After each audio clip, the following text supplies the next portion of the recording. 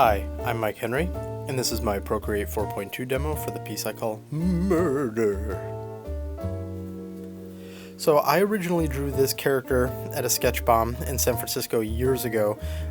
He was part of the same series of characters that I drew with Kenny. If you go back a few videos to Kenny, the sort of dude with the upside down cross on his forehead, I had originally not drawn him in the context that I eventually reframed him in when I colored him, but he was more sort of like the bad guy in like a detective story. And then this guy, which you can see there, says Jimmy Sist, which is just some stupid name that I wrote that night, was the sort of sidekick to the detective. I can't remember the detective. I remember the drawing, but I can't remember what his name was, so you can probably dig that up if you go through like my DeviantArt or something. But this character I decided to sort of also recontextualize because I'm not trying to stick all those characters together in the same thing, but I kept him more in that detective vein because it's like he's witnessing a murder and it's got this old-timey, you know, like streak of light going across his eyes and going across the wall in the background. Now as far as the techniques go, this is going to be very similar to all of the previous videos that you've been seeing, using the turpentine brush I sometimes skip that first N. Anyways, the turpentine brush, this is me continuing all of that. What I've said in the past is that while I'm trying to use that brush and I've been having a lot of fun, and I said that you guys are going to see more videos of that, I'm just trying to continue to use it and then find new ways to use it. Even though the progression and the discovery of new things is fairly tame, it's not like I'm doing anything too wild from piece to piece. I am just trying to test little things here and there. I would say that the big thing that sort of gets tested in this one is mixing the very naturally looking medium that is the turpentine brush with just a couple of extra tricks. You'll see at the end the sort of light streak that goes across his eyes gets a little bloomed out, which you know would be I guess you could say just not easily doable with the method that I'm trying to replicate, or the look I'm trying to replicate. So it does sort of stretch a little bit there. Otherwise it's fairly average compared to the other turpentine brush pieces that I've been doing recently. And by average, of course, I mean just that it's a lot like some of the others. So once I started coloring this, I knew exactly where I wanted to take it. This wasn't one where sort of the lighting and the setting came to me later. I knew that I was going to have him look like he was witnessing something like a murder, and I knew that I was going to have that streak of light go tightly across his eyes. It was just something that I felt made sense for the general setup of the piece. So the shadows in this are warm and the lighting is cool, although towards the very end I do shift some of the lighting to be a little warmer because I'll explain what I do now. That way when it comes, I don't have to rush through it. When we get towards the end of this, what I actually do is I select everything that's in the light, just using the selection tool, and then I hit the wrench in the top left of the menu, and then in that there's the add, which is the plus menu. So wrench menu, plus menu, and then there's copy canvas, and the copy canvas will copy everything visible, and if you use a selection, it'll copy everything visible within that selection. So by doing that, I capture everything from the background, everything from that part of his face, all of that into one copy, and then paste that on top of everything. I blurred it slightly and set it to an overlay, and then sort of adjusted it from there, just adjusted its opacity and everything, and that's how I end up getting that. So it gets a little bit warmer because it's pulling a few more warm colors and using those to augment what's underneath. So now that I've explained that, you can look forward to when that happens. That's the explanation for it. So now we're just continuing with the flattening process. The layer stack for this one, you can sort of see by the order in which I applied things. If I remember correctly, it's skin, shirt, vest, bow tie, and then at some point on the skin layer, the mouth flats, the tongue flats, the tongue and gums are the same in this one. The teeth flats, the eye flats, the hair flats, and the eyebrow flats all get added on top. So right now we're at the teeth portion, and of course I'll use like the mouth as a selection when I'm doing the teeth so that I don't paint outside of the mouth space. Usually that's a tried and true method for me, is blocking out the entire mouth like it is here in like one big shape, and then everything else gets trapped within that.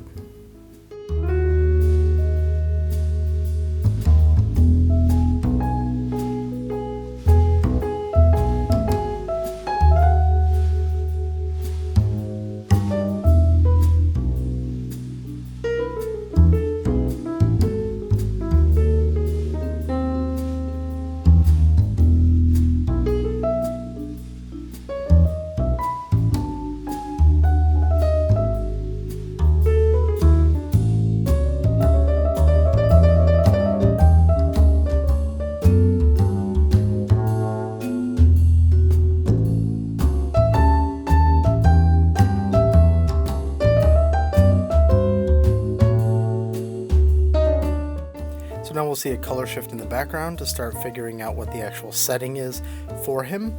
We finish up the eye flats there, and now we move into the shadows. For my first shadow, I'm putting in that form shadow that I talked about in the previous video, which in some ways is like an ambient occlusion, or in other ways it's just an additional shadow to add structural information. And we'll start with the ear, the chin, and then go from there. And so we're gonna shadow the layers in the same order that the flats are in. Of course, you know, select paint, select clear all day. And if you want to know what the select paint, select clear method is, it's linked below. That way I won't explain it here for those who've heard it a billion times.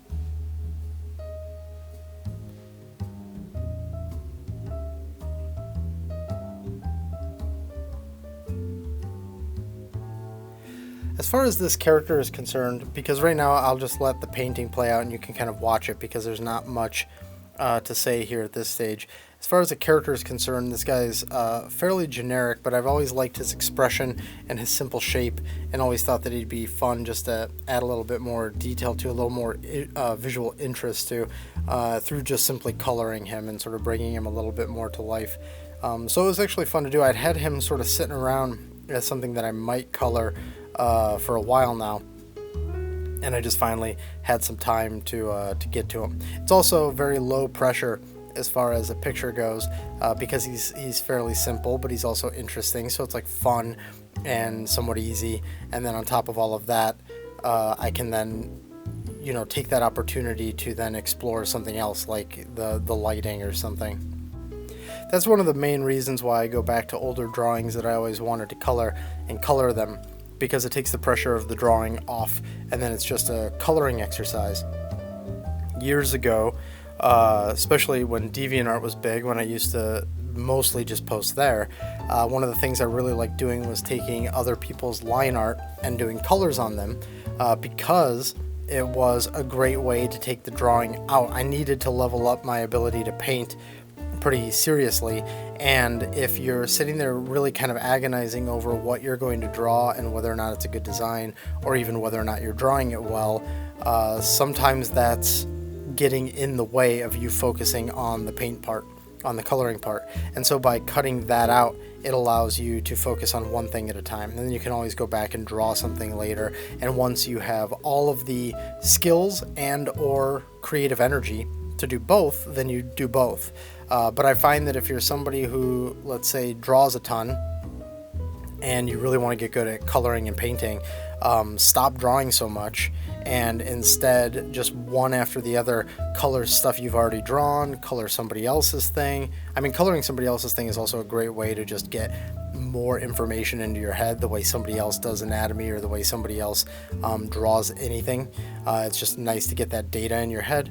But really what I want to point out is, if you have to wait for yourself to draw something that you like enough to color in order for you to get to coloring practice, just cut that out. Find somebody's work, find something that you've already drawn that you like, and just crank on those. That way in like a week you could do 5 color pieces that maybe you didn't necessarily draw. Maybe you did because it's an older thing, but you get 5 bits of coloring practice out in the week instead of, let's say, every other day it was like draw a color, draw a color. Or maybe you're super prolific and you do 5 drawings a day, but instead now you can color 5 drawings a day or something like that. So really it's just about trying to reduce the noise around what it is you're trying to learn how to do at the time.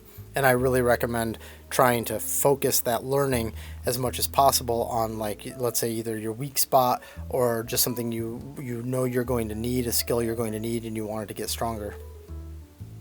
So here we are now on the main shadow coming off of the main light, and so you can see here that this is like much more blocky. It's on the last piece. I started with this shadow. On this one, I went for the other type of shadow first and then went into this one. It just really is about what I'm trying to capture and what I think is going to give me, the artist, the most information while I'm building it, so that I don't get lost in my own piece.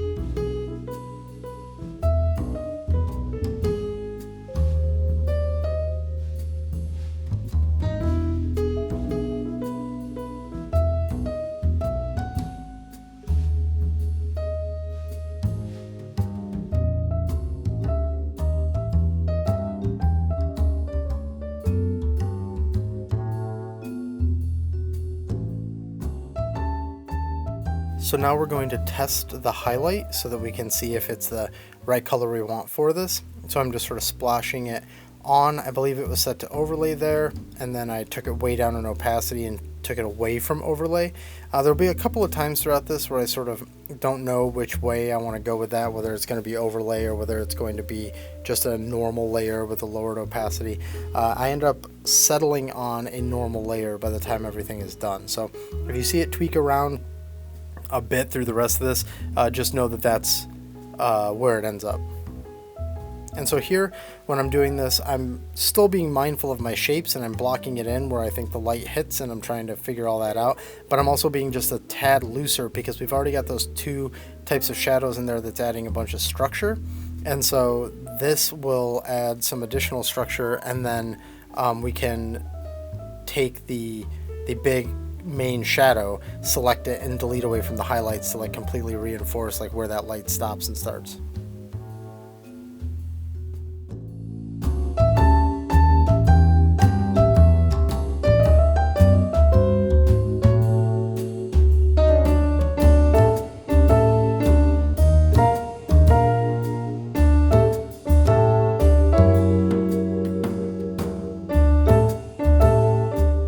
Now we'll add some more local details to his face. We'll get some 5 o'clock shadow going on, some darkening around the eyes, and some reddening around the nose and ear. For this, I just went straight literal. I sampled the same color that's his hair, painted it in, and then lowered the opacity. Sorry, I didn't add any redness in the ears. I added this slight yellowing to the nose and the cheeks, and then put the darkening around the eyes. Next we'll add the glinty highlight into his eye, and then move on to the big cast shadow that's going across his entire body.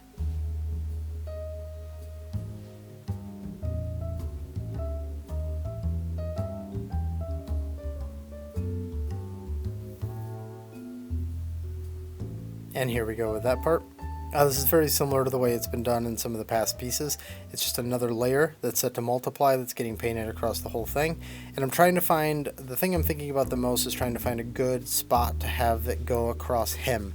I think that there's a lot of cool, interesting ideas about it going across his mouth and sort of, you know, honoring all of the geometry that's in there. Unfortunately, it ended up making everything way too noisy, so I decided not to do it.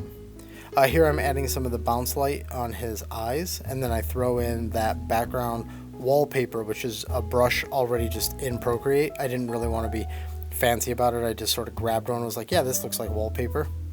That's in the retro section of the brushes, and it's called Fever, by the way. I wouldn't recommend using it a lot. In fact, it's probably not that great to be using because it's like all those other Photoshop brushes that come standard with Photoshop where like you just get used to spotting them all the time. But for this, I thought it'd actually just kind of be like a silly thing to put in the background for wallpaper. So we're getting the shadow put in. I figure that the best spot to stick it is sort of going across the end of his nose, because then I can sort of honor that geometry and it's not too noisy like it would have been amongst his mouth and everything. Then we get his cast shadow in. I just duplicated his form and set it to a multiply layer of sort of like a reddish shadow similar to the rest of the shadows, but then I painted around it to add a little bit of noise, which wasn't actually that important because then we have to repaint this anyhow in order to make that fit the look and feel so it's not too crisp. And then I added like a little bit of brightening on that wallpaper, added some shine going across it, like the pattern on it can catch the light, and then just selecting the inverse and deleting away so that I can clean that up a little bit. Adding there, I just made the shadows a little bit darker, and now I threw in a little bit more bluing of the light that's sort of striking across him. Here's a little bit of the subsurface bloom from the light. And then you'll see it jump in here in a second. You'll see that warming happening that I talked about in the beginning, where I duplicate everything that's in the light and blur it a little bit and set it to overlay. I also realized that the shadow that's being cast is not being cast properly across the wall, so you'll see me go in and adjust that in a minute as well. Here's just a little bit of bounce light and some reflected light in the eyes, which actually has a little bit of an Easter egg, which I don't think you can see at this resolution, but you'll see it when it does the pan through. And then I thought I'd put like this big strong rim light on the back of him, but I thought it was actually really distracting, so I decided to go for more of a super knocked back rim light, like it's a much duller light that's hitting him.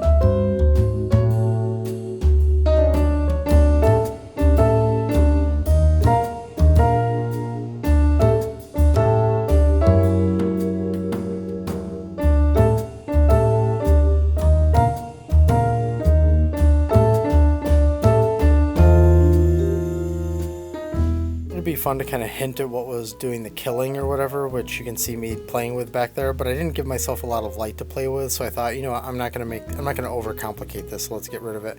I also clean up his distant shoulder a little bit just to give him a little bit more proper symmetry, although he's like totally whack, and the more I stare at it, the more I'm noticing it, and it's driving me crazy. So let's not talk about that anymore.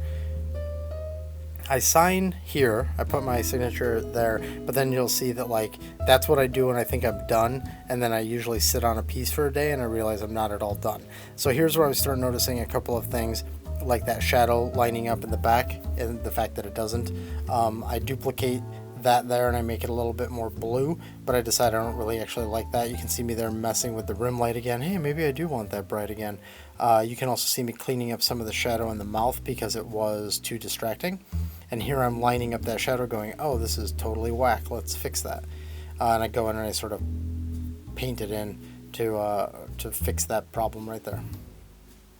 Just sort of a spot paint on top of everything. Nothing where I went back through the layers and tried to fix it for real, like in the layers. I just threw it on top.